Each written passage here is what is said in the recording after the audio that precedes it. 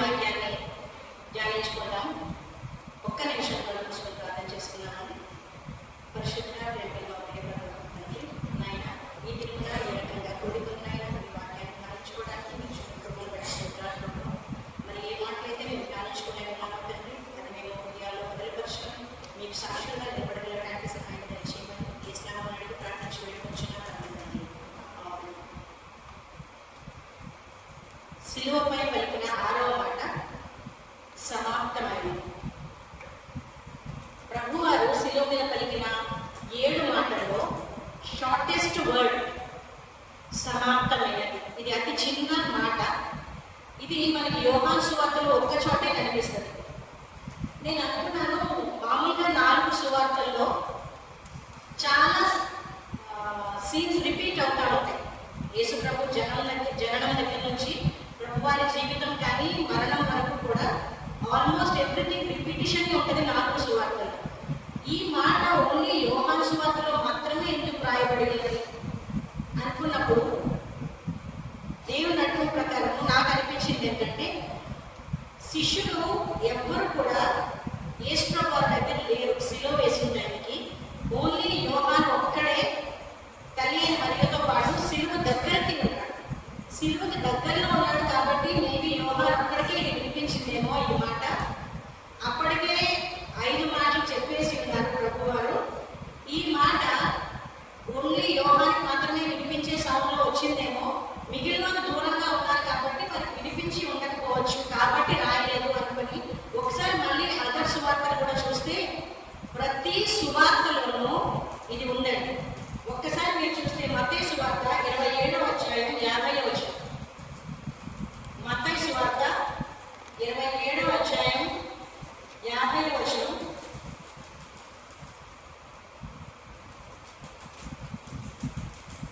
యేసు మరణ బిగ్గరగా కేక వేసి, నేను అక్కడ ఆలోచన బిగ్గరగా కేక వేసి ప్రారంభించాను. మార్కు సువార్త 15వ అధ్యాయము 37వ వచనం, మార్కు సువార్త 15వ అధ్యాయము 37వ వచనం. యేసు గొప్ప కేక వేసి ప్రాణం విడిచాడు. లూకా సువార్త 23వ అధ్యాయము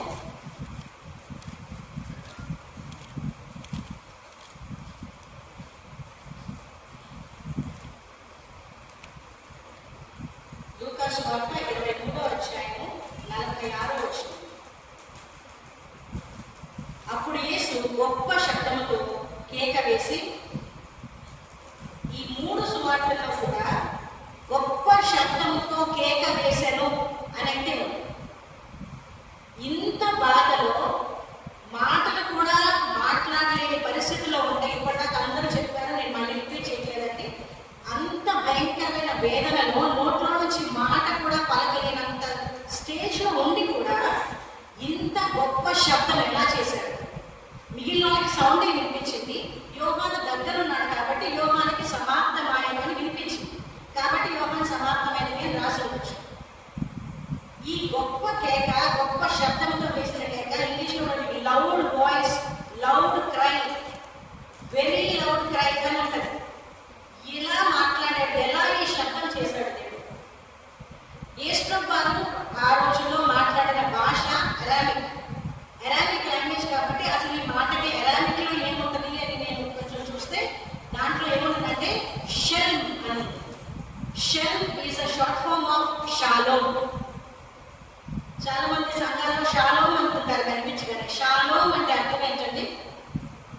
షాలోమ్ అంటే పీస్, సమాధానం. ఈ గొప్ప కేక వేసి ఆయన ప్రాణం విడిచాడు. ఎందుకు ఈ కేక వేశాడు ఆయన? ఈ షాలోమ్ అనే మాటకి అర్థం ఏంటి? ఈ మాటకి ఈ ప్రత్యేకత ఎందుకు వచ్చింది? కొద్ది సమయం ధ్యానించుకో. మీరు గమనిస్తే ఇది 6వ మాట. ఎన్ని అక్షరాలు ఉన్నాయండి సమాప్తమైన దాంట్లో? తెలుగులో అయినా 6, సమాప్తమైన. షాలోమ్ 6. ఈ 6 ఏమి ఇండికేట్ చేస్తుందంటే completion of the task indicate చేస్తుంది. సంపూర్ణతను ఇండికేట్ క్రియేట్ చేస్తాడు. చూడండి, దేవుడు సృష్టిని ఎన్ని రోజుల్లో చేశాడు? 6 రోజుల్లోనే చేశాడు. 7th డే పని చేయలేదు. 6 డేస్కి వర్క్ కంప్లీట్ అయ్యేది. కంప్లీషన్ ఆఫ్ ద టాస్క్, ఇచ్చిన పనిని నెరవేర్చడం 6 నెంబర్. దీనికి ఇంకో స్పెషాలిటీ ఏంటంటే 7 మాటల్లో ఇప్పటిదాకా 5 మాట్లాడేశారు, ఇది ఒకటి ఉంది. ఈ 6వ మాట తప్పించి ప్రతి మాట కూడా ఎవరో ఒకరిని అడ్రస్ చేస్తా చెప్పాడు యేసు ప్రభువు. ఒకటి తల్లి గురించి మాట్లాడాడు, ఒకటి 3 మాటలు తండ్రిని అడ్రస్ చేస్తా మాట్లాడాడు, దప్పికొచ్చిన తన గురించి మాట్లాడాడు, ఇలాగ దొంగ గురించి మాట్లాడాడు. మిగిలిన 6 సంబడిని అడ్రస్ చేస్తా మాట్లాడాడు. కానీ 6వది మాత్రం ఎవరికి అడ్రస్ లేదు. It is simply a declaration ఇచ్చేశాడు. It is finished. ఎవరిని అడ్రస్ చేశారు? ఎవరితో చెప్తున్నాడా? It is a loud sound telling that yes, I have completed my task. ఏమిటి ఆ టాస్క్? ఏమి కంప్లీట్ చేశారు? మనం ఎప్పుడు అరుస్తామంటే, మనకి ఎవరైనా ఏదైనా పని అప్పగించారు, టీచర్ ఏమైనా హోంవర్క్ ఇచ్చారు, కంప్లీట్ చేయగానే అయిపోయింది. లేదో మీ జాబ్లో మీ బాస్ మీకు ఏదైనా వర్క్ ఇస్తే with in the time limit complete చేస్తే you feel so happy. You you shout, wow, I have completed. లేదు మీ ఫేవరెట్ టీమ్ క్రికెట్లో మ్యాచ్ విన్ అయితే అరుస్తాం, సంతోషంతో అరుస్తాం that you have won, you completed some task. అయితే ఇక్కడ యేసు ప్రభువు కంప్లీట్ చేసిన టాస్క్ ఏంటి? ఎందుకు చేశాడు అసలు? సరే, ఎందుకు వచ్చాడు లోకంలోకి ఇవన్నీ తెలుసు, నేను క్విక్గా కంప్లీట్ చేస్తాను. దీనికంటే ముందు అసలు దేవుడు మనిషిని ఎందుకు సృష్టించాడంటే, నరుణ్ణి ఎందుకు సృష్టించాడు దేవుడు? What is the purpose of humanity? ఆది కాండం మొట్టమొదటి అధ్యాయం,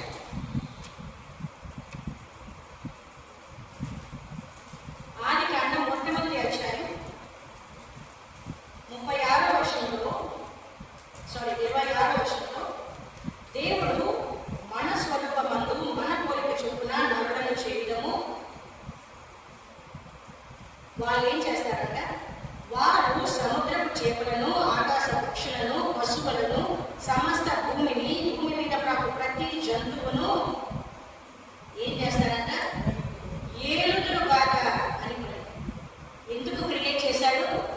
ఆయన సృష్టి అంతటిని 5 డేస్లో చేసేసుకొని 6th డే స్పెషల్గా మనిషిని చేసి మిగిలినన్నింటినీ నోటితో పలికి చేశాడండి. మనిషిని మాత్రం స్పెషల్గా తన చేతితో మట్టితో నిర్మించుకొని తన పోలిక చొప్పున తన స్వరూపంలో చేసుకొని, నేను చూసిన సృష్టి అంతటిని ఏలు, రూల్ ద వరల్డ్ అని చెప్పి చేశాడు. ఇదే మళ్ళీ రీఎడిట్ చేస్తాడు 28వ వచనం. దేవుడు వారిని ఆశీర్వదించును ఎట్లనగా, మీరు ఫలించి అభివృద్ధి పొంది విస్తరించి భూమిని నిండించి దానిని లోపరుచుకోండి. మనం దాన్ని లోపరుచుకోవాలి. అంటే మనం ఎవరు? మన రూలర్స్. దాంట్లో సముద్రపు చేపలు, ఆకాశ పక్షులు, భూమి మీద ప్రతి జీవిని ఏలుడు అని దేవుడు వారితో చెప్పాడు. దేవుడు మనిషిని సృష్టించి సమస్త సృష్టిని ఏలండి అని చెప్పాడు. చెప్పితే మనల్ని రూలర్స్గా, కింగ్స్గా, క్వీన్స్గా చేస్తే మనిషి ఏం చేశాడు? దేవుడు మాట విన్నాడా? నా పరిస్థితి ఎట్లా ఉందంటే, క్లాసులో టైం టేబుల్లో లాస్ట్ పీరియడ్ వస్తే టీచర్కి ఎలా ఉందో అట్లా ఉంది. ఫస్ట్ పీరియడ్లో స్టూడెంట్స్ అందరూ యాక్టివ్గా ఉంటారు, చక్కగా వింటా ఉంటారు. లాస్ట్ పీరియడ్ వచ్చేటప్పటికి ఎప్పుడూ యాక్టివ్గా ఉంటారు. ఎప్పుడెప్పుడు క్లాస్ అయిపోతా స్కూల్ వెళ్ళగొట్టేస్తే ఇంటికి ఎక్కువ అన్నట్టు ఉంటారు.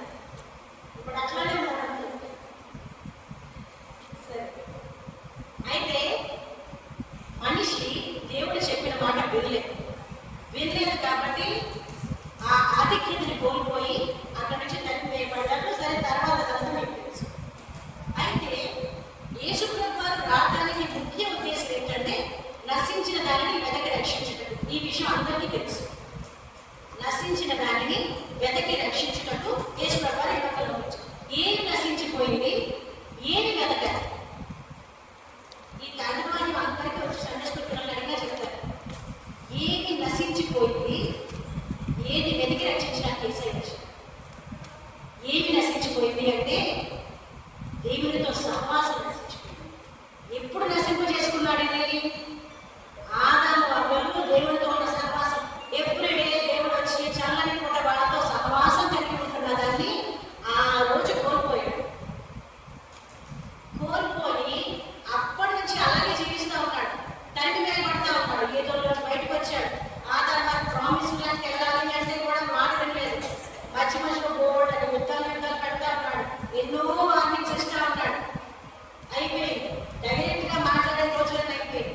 నెక్స్ట్ మోషే అలాంటి నాయకులు తీసుకొచ్చాడు. వాళ్ళ ద్వారా చెప్పించాడు, ఆజ్ఞలు పెట్టాడు, ధర్మశాస్త్రం పెట్టాడు. మీరు నా వైపు తిరగండి, ఈ రూల్స్ ఫాలో అవ్వండి, కమ్ బ్యాక్ టు మీ. ఎన్నిసార్లు చెప్పినా విన్నారా వాళ్ళు? వినలేదు. ప్రవక్తని పంపించాడు, న్యాయాధిపతులు పంపించాడు, రాజులు. ఎవ్వరి మాట వినట్లేదని చివరికి ఏం చేశాడు? తానే దాసుని స్వరూపము చాల్చి వీళ్ళకి మనిషిలాగా వెంటనే అర్థం ఉంటేమో అనుకుని మనిషిలాగా పుట్టాడు. యేసు ప్రభు పుట్టినప్పుడు కూడా ఒక సాంగ్ పాడతారు దేవతలు వచ్చి. ఏం సాంగ్ పాడతారు వాళ్ళు? Peace on the earth and between two men. సమాధానము నిలుస్తున్నాను అని దూతలు పాడేసి వెళ్ళిపోతారు. Once Christ is God in this world. Yesu ప్రభు ఎప్పుడైతే భూమి మీద జన్మించారో అప్పుడే ఈ డిక్లరేషన్ వచ్చింది. ఏమని? సమాధానాన్ని మీకు దయచేస్తున్నారు. That is the purpose of God coming into this world as a human. ఆయన వచ్చింది తిరిగి వెతికి రక్షించడానికంటే పోగొట్టుకున్న సహవాసాన్ని మళ్ళీ కల్పించడానికి, దేవునితో సమాధానం కలిగి ఉండడానికి వచ్చాడు. అందుకే దేవతలు వచ్చి ఆ పాట పాడారు. మన క్రిస్మస్ గ్రామాలు కూడా వేసుకుంటాం. దేవునితో సమాధానం తిరిగి తీసుకురావడానికి వచ్చాడు. అదే మాట సిలువలో అట్ ది ఎండ్ ఆయన చేయాల్సిన పనులన్నీ అయిపోయిన తర్వాత shalom, peace to you, I have completed my task. ఆయన నెరవేర్చాల్సిన బాధ్యతలన్నీ అయిపోయాయి. ప్రతి పని చేసేసాడు. ఎంత నిమిత్తమై వచ్చాడో ఆ కార్యం జరిగిపోయింది. Physically, spiritually, psychologically all tasks completed. ఈ లోకంలో ఉన్నప్పుడు మనిషికి ఎటువంటి బాధలు, ఇబ్బందులు అయితే ఫేస్ చేస్తారో అవన్నీ కూడా ఆయన ఫేస్ చేశాడు. మనకిలాగే బాధపడ్డాడు, మనకిలాగే గాయాలు తగిలి, మనకిలాగే చెమటొచ్చి పనిచేశాడు, మనకిలాగే జాబ్ చేసి ఎలాంటి ప్రాబ్లమ్ కూడా ఆయన తెలుసు. Because is carpenter. ఇంట్లో బాధ్యతలు ఎలా తీసుకోవాలో తెలుసు, సిబ్లింగ్స్ని ఎలా ప్రేమించాలో తెలుసు, తండ్రికి ఎలా సహాయం చేయాలో తెలుసు, చెమట కార్చుకోవడం తెలుసు, ఆకలి వేయటం తెలుసు, దాహం వేయటం తెలుసు, ఇమోషనల్ బాండింగ్స్ తెలుసు. కొంతమంది శిష్యులు ప్రేమించాడు, కొన్ని ఫ్యామిలీస్ని ప్రేమించాడు, వాళ్ళు చనిపోతే ఏడ్చాడు. All the emotions of a human being God is having. ఇవన్నీ మీకులాగే నేను ఉండాలి. మీకోసం నేను వచ్చాను. మీరు ఎలా జీవిస్తున్నారో అలాగే జీవించాను. మీకు వచ్చే కష్టాలు, మీకు వచ్చే వ్యాధులు, మీకు వచ్చే రోగాలు, మీకు వచ్చే శోధనలు అన్నీ నేను కూడా భరించాను. బాప్తిసం తీసుకుని బయటకు రాగానే యేసుప్రభువారు అంటారు కదా, బాప్తిసం తీసుకుని బయటకు రాగానే అక్కడ వాక్యం ఉంటుంది. ఏముంటుందండి? 40 దినాల్లో సైతాను చేత శోధింపబడుటకు కొనిపోబడెను. He is subjected to this temptation of Satan also. సైతాను చేత శోధింపబడడానికి 40 రోజులు శోధింపబడ్డాడు.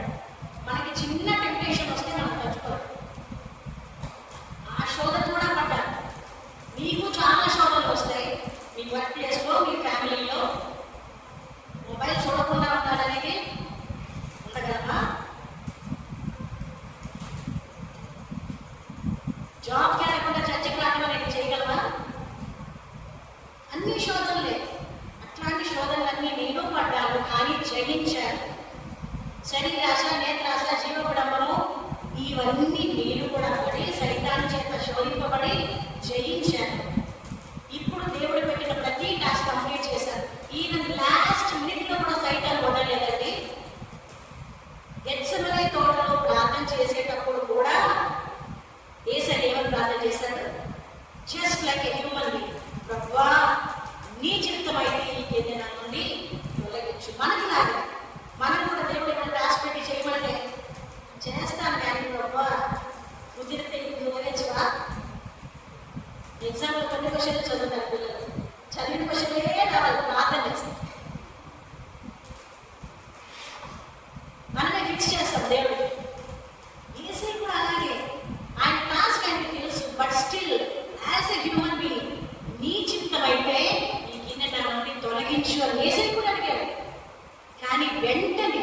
శోధనని జయించాను. కానీ నా చిత్తం కాదు తండ్రి, నీ చిత్తమే దట్ ఈస్ హిస్ ఒబీడియన్స్. మనకి చాలా ఉంటాయి, కానీ యేసయ్య మాదిరిలాగా మనం కూడా అలాగే లోబడి నేర్చుకోవాలి. అప్పుడే దేవుడు మనకు అప్పగించిన టాస్క్ని మనం కంప్లీట్ చేయాలి.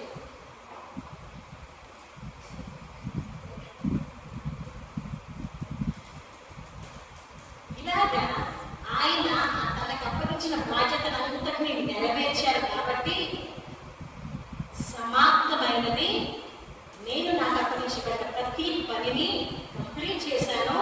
ఈ శిలువలో నా మరణం ద్వారా సైతాను ఈ యేసయ్యని శిలువ మనకు ఇష్టం లేదండి. ఎందుకు ఇష్టం లేదు? యేసయ్య శిలువలో మరణిస్తే రక్షణ మార్గం ఓపెన్ అయిపోతుంది. ఏదైతే పోగొట్టుకున్నారో, నశించిపోయిందో ఈ పీస్ ఎస్టాబ్లిష్ కాదు. పీస్ కావాలి అంటే ఒక మార్గం కావాలి. ఆ మార్గం యేసు ప్రభువు చనిపోవాలి, చనిపోయి తిరిగి లేవాలి, మహిమతో పైకి వెళ్ళాలి. అప్పుడే మనకి దేవుని కనెక్షన్ మళ్ళీ ఓపెన్ అవుతుంది. కాబట్టి లాస్ట్ ప్రేయర్లో కూడా టెంప్ట్ చేస్తా ఉంది సైతాన్, తొలగిపోతాడు. విశ్వాసం నుండి యేసయ్యని తొలగించడానికి ప్రయత్నం చేసే సాతాను మన వెంట వాళ్ళని మనల్ని కూడా ప్రయత్నం చేస్తానే ఉంటాడు. అయితే మనం మన పర్పస్ ఆఫ్ లైఫ్ ఏంటో తెలుసుకొని దేవుని పట్టుకుని వేలాడుతూ ఉంటారు. పౌలు గారు చక్కగా మాట్లాడతారు. ఆయనకి చాలా పోరాటాలు. ఆయన మాట్లాడినప్పుడు మనం ఎవరైనా చనిపోగానే మాట్లాడతారు. మంచి పోరాటం పోరాడితే నా పరుగు కడముట్టించింది. అంటే Christian life is full of struggles only. ప్రతి నిమిషం స్ట్రగుల్ చేస్తానే ఉంటారు. ప్రతి సందర్భంతో ఫైట్ చేస్తానే ఉన్నారు. ప్రతి వ్యక్తితో ఫైట్ చేస్తానే ఉన్నారు. ఫైట్ అంటే మాటతో ఆనందం లేదండి, హృదయంలో స్ట్రగుల్ ఉంటానే ఉంటారు. ఎన్నిటికి తగ్గించుకోవాలో యేసయ్య ఎలా తగ్గించుకున్నారో అలా తగ్గించుకోవాలి. ఎందుకు మౌనంగా ఉన్నారో అసలు ఈ రోజుల్లో నోరు మూసుకోవడం అనేది ఉండట్లేదు. ఒకళ్ళు ఒక మాట అనగానే మనం 4 మాటలు అన్నాం. యేసయ్య ఎందుకు మౌనంగా ఉన్నాడండి? ఒక్క తప్పు కూడా చేయకుండా భాషగా చెప్పి ఎన్ని దూషణ మాటలు, ఎంత సహనం కలిగి ఉన్నాడు, ఎంత ఓర్పు కలిగి ఉన్నాడు. ఆయన చూసి నేర్చుకోండి. అది మనం అలవర్చుకుంటే అది స్ట్రగుల్. ఒకళ్ళు మనం తిట్టినప్పుడు ఏమి రెస్పాండ్ అవ్వకుండా ఉంటామే, అది స్ట్రగుల్. ఒకళ్ళు మనం దూషించినప్పుడు వాళ్ళని ప్రేమించేటప్పుడు